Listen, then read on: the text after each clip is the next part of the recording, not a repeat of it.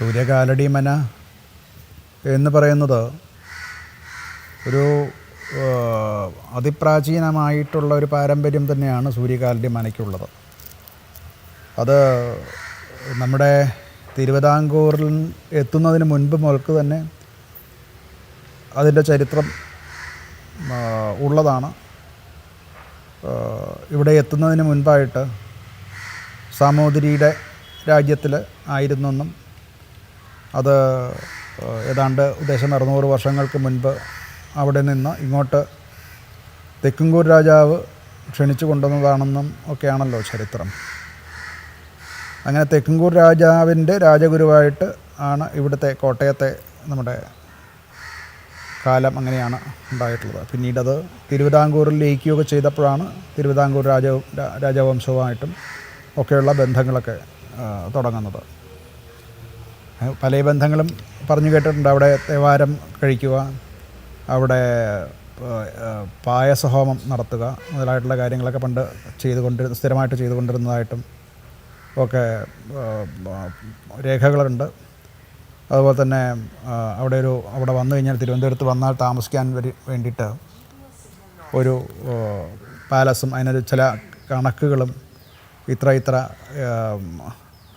6 കോപ്പും അങ്ങനെയൊക്കെയുള്ള ചില കണക്കുകളുമൊക്കെ വലിയക്കാർക്ക് അങ്ങനെയൊക്കെയുള്ളതായിട്ടുള്ള അരികോപ്പുകളുമൊക്കെ അനുവദിച്ച് തന്നിട്ടുള്ളതായിട്ടും ഒക്കെ രേഖകളൊക്കെ ഉണ്ട്. പഴയകാലത്ത് അതിനുള്ള പഴയകാലത്തെ വൗച്ചറുകളും മറ്റുമൊക്കെ കണ്ട് അതിനെപ്പറ്റി നമുക്ക് അറിവുള്ളതാണ്.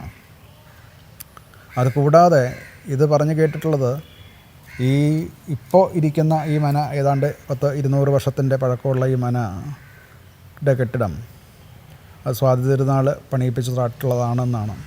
സ്വാതി തിരുനാൾ മഹാരാജാവ് ഇവിടുത്തെ അന്നത്തെ കാരണവരുടെ ശിഷ്യനാണെന്നും മന്ത്രോപദേശം സ്വീകരിച്ചിട്ടുണ്ടെന്നും അങ്ങനെ ഉപാസന ചെയ്തിട്ടുള്ളതാണെന്നും ഒക്കെയാണ് കഥ. അതിലൊരിക്കൽ കുറേ കഥകളുണ്ട്. അതിൽ ഈ തിരുവിതാംകൂർ രാജാവുമായിട്ട് ബന്ധപ്പെട്ട കുറേ കഥകൾ ഇങ്ങനെ പലതും പറഞ്ഞു കേട്ടിട്ടുണ്ട്.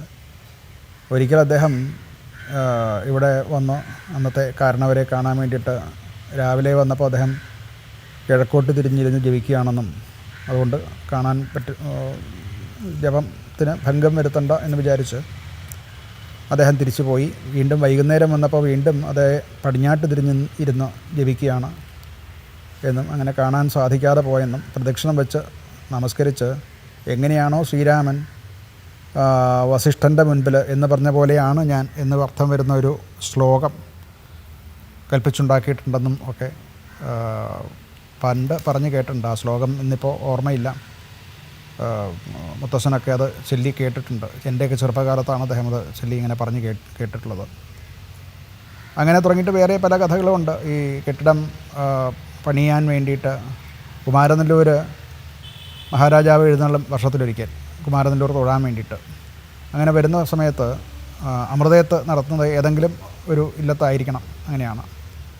അപ്പോൾ ഏതോ ഒരു കാലഘട്ടത്തിൽ ഇവിടേക്ക് ധനം വളരെ കുറവായിട്ടിരുന്നൊരു കാലം ആണ്. അപ്പോൾ അതൊരു അവസരമാക്കി കണ്ട് മറ്റ് സ്വജനങ്ങൾ എന്ന് പറയട്ടെ, അഥവാ നമ്പൂതിരിമാർ, അവരൊരു കളിയാക്കണം എന്ന ഉദ്ദേശമുള്ള ചിലരെങ്കിലും ഇത്തവണ ഇവിടെ രാജാവും പരിവാരങ്ങളും ഒക്കെ വരുന്ന സമയത്ത് കുമാരനെല്ലൂർ ക്ഷേത്രത്തിൽ തൊഴുതതിന് ശേഷം ഇവിടെ ആകാം അമൃതയത്ത് എന്ന് പൊതുവായിട്ടൊരു തീരുമാനമെടുത്ത് അതിവിടെ വന്ന് അറിയിച്ചപ്പോൾ അന്നത്തെ കാരണവർക്ക് വലിയ മനപ്രയാസമായി. എന്താണെന്ന് വെച്ചാൽ ഒന്നുമില്ല, കൊടുക്കാൻ തക്കവണ്ണം അരിയോ മറ്റ് സാധനങ്ങളോ ഒന്നുമില്ല. അപ്പോൾ എന്താ ചെയ്യേണ്ടതെന്നൊരു വല്ലാത്തൊരു ആലോചനയായി, മനപ്രയാസമായി. രാജാവും പരിവാരങ്ങളൊക്കെ ഉച്ചയാകുമ്പോൾ എത്തുകയും ചെയ്യും. ആ രാജോചിതമായിട്ടുള്ള ഭക്ഷണം കൊടുക്കേണ്ടതാണ്. അപ്പോൾ അദ്ദേഹത്തിന് ഒന്നും ചെയ്യാൻ തോന്നിയില്ല, ഒന്നും ചെയ്യാൻ അറിയാൻ ഇതികർത്തവ്യാമോഠൻ എന്നൊക്കെ പറയുമല്ലോ. ആ ഒരു അവസ്ഥയിലെത്തി. അദ്ദേഹം നേരെ പുഴയിൽ പോയി കുളിച്ച് വന്ന് ശ്രീകോവിലിൻ്റെ ഉള്ളിൽ കയറി ഗണപതിക്കൊരു കദളിപ്പഴം നിവേദിച്ച് ഭജിച്ചുകൊണ്ട് അവിടെ ഇരുന്നു. എന്തെങ്കിലും ഒരു നിവൃത്തി ഉണ്ടാക്കി തരണം എന്ന് പറഞ്ഞു. അപ്പം അങ്ങനെ നിൽക്കുമ്പോൾ കാര്യസ്ഥൻ അകത്ത് വന്ന് പറഞ്ഞു, ഇങ്ങനെ ആലപ്പുഴ എന്നൊരു കെട്ടുവെള്ളത്തിൽ നിറച്ച ആൾക്കാരും ഒക്കെ ആയിട്ട് വന്നിട്ടുണ്ട്. ഏതോ ഒരു ഭ്രാന്തനെയും കൂട്ടിക്കൊണ്ട് വന്നതാണ്. ഒരു വലിയ ധനാഢ്യന്മാരായിട്ടുള്ള ആൾക്കാരാണ്. അപ്പോൾ ഇവിടെ വന്ന് ഇത് മാറുന്നവരെ ഇവിടെ താമസിക്കണം എന്ന് വിചാരിച്ച് കുറേ ബാല്യക്കാരും ഒക്കെ ആയിട്ടാണ് ആ കുടുംബം വന്നിരിക്കുന്നത്. എന്ന് മാത്രമല്ല, ഈ കെട്ടുവെള്ളം നിറച്ച് ഇത്രയും അനവധി ആൾക്കാർക്ക് കഴിക്കാൻ വേണ്ട സാധനങ്ങൾ, അരി, പച്ചക്കറികൾ, പലവ്യഞ്ജനങ്ങൾ മുതലായിട്ടുള്ള സകല സാധനങ്ങളുമായിട്ടാണ് വന്നിട്ടുള്ളത്. അപ്പോൾ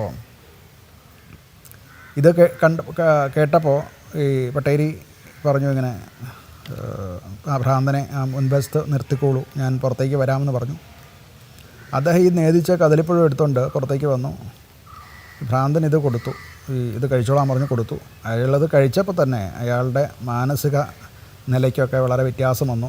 രോഗം തന്നെ ഇല്ലാണ്ടായി. അയാൾ സാമാന്യമായിട്ട് ഉള്ള മനുഷ്യനായിട്ട് മാറിയെന്നാണ് കഥ. അപ്പോൾ ഇത്ര പെട്ടെന്ന് മാറുന്ന ഈ കൂട്ടിക്കൊണ്ടുവന്ന കുടുംബത്തിലുള്ള ആൾക്കാരോ ബാല്യക്കാരോ ഒന്നും വിചാരിച്ചുമില്ല. ഇനിയിപ്പോൾ എന്താ വേണ്ടി, ഇനിയിപ്പോൾ ഇവിടെ താമസിക്കേണ്ട കാര്യമൊന്നുമില്ലല്ലോ, അപ്പോൾ പൊയ്ക്കോട്ടയും ചോദിച്ചു. പിന്നെ എന്താ പൊയ്ക്കോളൂ, ഇയാളുടെ രോഗമൊക്കെ മാറി, എനിക്ക് രോഗമൊന്നും വരില്ല എന്നാണ് പറഞ്ഞു. അങ്ങനെ വന്നപ്പോൾ വളരെ സന്തോഷമായി. എന്നിട്ട് ചോദിച്ചു, ഇങ്ങനെ ഞങ്ങളിങ്ങനെ കുറേയേറെ ദിവസം ഇവിടെ താമസിക്കേണ്ടി വരും എന്ന് വിചാരിച്ച് അരിയും പച്ചക്കറികളും പലവ്യഞ്ജനങ്ങളും മറ്റ് സാധനങ്ങളും പാത്രങ്ങളും ഒക്കെ ആയിട്ടാണ് വന്നത്, വിറക് ഉൾപ്പെടെ. അപ്പോൾ ഇനിയിപ്പോൾ അതൊക്കെ തിരിച്ച് ഇനി ആലപ്പുഴയിലേക്ക് കൊണ്ടുപോകേണ്ട കാര്യമൊന്നുമില്ല. അപ്പോൾ ഞാൻ ഇവിടെ വച്ചോട്ടേന്ന് ചോദിച്ചു, അനുവാദം ചോദിച്ചു. ഓ ആയിക്കോളൂ എന്ന് പറഞ്ഞു. അങ്ങനെ സകല സാധനങ്ങളും ഇവിടെ വെച്ചിട്ട് പോയി എന്നാണ്. എന്താണെങ്കിലും ഒരു വലിയ സദ്യവട്ടം, ധാരാളം പേർക്ക് വേണ്ട സദ്യവട്ടം ഒരുക്കാൻ തക്കവണ്ണമുള്ള വസ്തുവകകൾ, അരി ഉൾപ്പെടെയുള്ള സകല സാധനങ്ങളും, പപ്പടം മുതലായിട്ട് സകല സാധനങ്ങളുണ്ട്. അന്നത്തെ കാലത്ത് കടകളും മറ്റൊന്നുമില്ലല്ലോ. ഇതൊക്കെ സംഭരിക്കണം എന്നുണ്ടെങ്കിൽ അത്ര പെട്ടെന്ന് ചെന്ന് പണം കൊടുത്താൽ കിട്ടുന്ന ഒരു സംവിധാനമൊന്നുമില്ലല്ലോ. അപ്പോൾ അതുകൊണ്ട് വളരെ മുൻപേ കൂട്ടി സംഭരിച്ചാൽ ഇങ്ങനെയൊക്കെയുള്ളത് കാര്യങ്ങൾ നടത്താൻ പറ്റുള്ളൂ. പക്ഷേ ഇതെല്ലാം വളരെ പെട്ടെന്ന് എല്ലാം ഒന്നിച്ചിവിടെ വന്നു എന്നുള്ളതാണ്. അപ്പോൾ അതിനനുസരിച്ച് ഗംഭീര സദ്യയൊക്കെ ഉണ്ടാക്കി അന്ന് ഈ മഹാരാജാവിൻ്റെ കൂട്ടത്തിൽ ഈ പറയുന്ന കുമാരനെല്ലൂർ പ്രദേശത്തുള്ള ഇത് ഇനീഷ്യേറ്റ് ചെയ്തിട്ടുള്ള മറ്റ് നമ്പൂതിരിമാരും ഇതൊന്ന് കാണണം എന്ന് വിചാരിച്ച് വന്നു അത്രേ. അപ്പോൾ അവരൊക്കെ ലഭ്യന്മാരായി പോയി എന്നാണ്. എന്താ വെച്ചാൽ ഇത്ര ഗംഭീരമായിട്ട് ഈ രാവിലെ വന്ന് പറഞ്ഞു കഴിഞ്ഞാൽ ഇത്രയും അനവധി ആൾക്കാർ, മഹാരാജാവിനും പരിവാരങ്ങൾക്കും ഒക്കെയുള്ള സദ്യ, ഇത്ര ഗംഭീരമായിട്ടുള്ള സദ്യ ഒരുക്കാൻ സാധിക്കുന്ന ഒട്ടും തന്നെ അവർ വിചാരിച്ചില്ല. പക്ഷേ ഗംഭീര സദ്യയായിരുന്നു ഒരുക്കിയത്. അപ്പോൾ അത് അവരൊക്കെ അങ്ങോട്ട് ലഭ്യരായി. അതൊക്കെ ഗണപതിയുടെ അനുഗ്രഹമായിട്ടും ഒക്കെ പറഞ്ഞു കേട്ടിട്ടുണ്ട്. അതിനുശേഷം ഈ കഥ മഹാരാജാവ് അറിയുന്നു, ഇങ്ങനെയൊക്കെയാണ് സംഭവിച്ചതെന്നും ഇത് ഗണപതിയുടെ ഒരു അനുഗ്രഹം കൊണ്ടോ ഒക്കെയാണിത് ഇങ്ങനെ പെട്ടെന്ന് വന്നിട്ടുള്ളത്. അപ്പോൾ എന്തോ അതുപോലെയുള്ള ധനപരമായിട്ടുള്ള ഒരു വലിയ ദുര്യോഗത്തിലാണ് ഈ സൂര്യകാലടി കുടുംബം എന്ന് അദ്ദേഹം മനസ്സിലാക്കുകയൊക്കെ ചെയ്തു. എന്നിട്ട് അദ്ദേഹം ചോദിച്ചു എന്നാണ് കഥ, എന്താണ് കുഴപ്പം, എവിടെയാണ്, എന്താണ് പ്രശ്നം, എന്താണ് ആവശ്യം എന്നൊക്കെ ചോദിച്ചു. അപ്പോൾ ആരും മിണ്ടുന്നില്ല, ആർക്കും ആവശ്യമൊന്നുമില്ല. ഇവിടെയൊക്കെ എല്ലാം ഭംഗിയായിട്ടൊക്കെ അത്യാവശ്യം ഗംഭീരമായിട്ടൊക്കെ പോകുന്നുണ്ട്, കുഴപ്പമൊന്നുമില്ല, ആവശ്യമില്ല എന്നൊക്കെയാണ് അന്നത്തെ ഒരു രീതി. അതാണ് അഭിമാനം വിട്ട് പറയുക, അത് വളരെ കുറവാണല്ലോ. അപ്പോൾ ഒടുക്കം അദ്ദേഹം അന്തർജനങ്ങളോട് ചോദിച്ചു. നമ്പൂതിരിമാരും പട്ടേരിമാരും ഒന്നും പറയുന്നില്ല, ആവശ്യങ്ങളൊന്നും പറയുന്നില്ല. അപ്പോൾ എന്നാൽ ഇനി അന്തർജനങ്ങളോട് ചോദിക്കാം എന്ന് പറഞ്ഞ് അദ്ദേഹം അന്തർജനങ്ങളോട് ചോദിച്ചു, എന്താണ് ഇവിടെ എന്താ കുറവുള്ളതെന്ന് ചോദിച്ചു. അപ്പോൾ അവർക്ക് മറ്റേ പുറത്തെ വിഷയങ്ങളൊന്നും അവർക്കറിയില്ലല്ലോ. അപ്പോൾ അവർ പറഞ്ഞു, വിറക് കുറച്ച് കുറവാണ് എന്ന് പറഞ്ഞു അത്രേ. അങ്ങനെ വിറക്, ശരി എന്നാൽ അങ്ങനെ ആട്ടെ, വിറകിന് ഇനി പഞ്ഞം വേണ്ട എന്ന് പറഞ്ഞിട്ട് 1000 ഏക്കർ ഭൂമി കരമൊഴിവായിട്ട് ഇവിടെ അടുത്ത് ഒരു 10-20 കിലോമീറ്ററിൻ്റെ കിഴക്ക് ഭാഗത്തായിട്ട് മൂഴൂച്ചേരിക്കൽ എന്ന് പറയുന്നതായിട്ടുള്ള ഒരു സ്ഥലം വിറകൊടിക്കാൻ വേണ്ടിയിട്ട് തന്ന പറമ്പ് എന്നാണ് പറയുക. അപ്പോൾ അങ്ങനെ തന്നതായിട്ടുമൊക്കെ രേഖകളൊക്കെ ഉണ്ട്. അടുത്ത കാലം വരെ ഭൂപരിഷ്കരണ നിയമം വരുന്ന കാലം വരേക്കും ആ ഭൂമിയൊക്കെ ഉണ്ടായിരുന്നു. അവിടുന്ന് പാട്ടം മുതലായിട്ടുള്ള കാര്യങ്ങളൊക്കെ കിട്ടുന്നുണ്ടായിരുന്നു. ഇത് കരമൊഴിവായിട്ട് തന്ന ഭൂമിയാണ്. പക്ഷേ അതൊക്കെ ഭൂപരിഷ്കരണ നിയമം വന്നപ്പോൾ അതൊക്കെ അതിലേക്ക് പോയി എന്നുള്ളതേ ഉള്ളൂ. ഇങ്ങനെ അവിടുത്തെ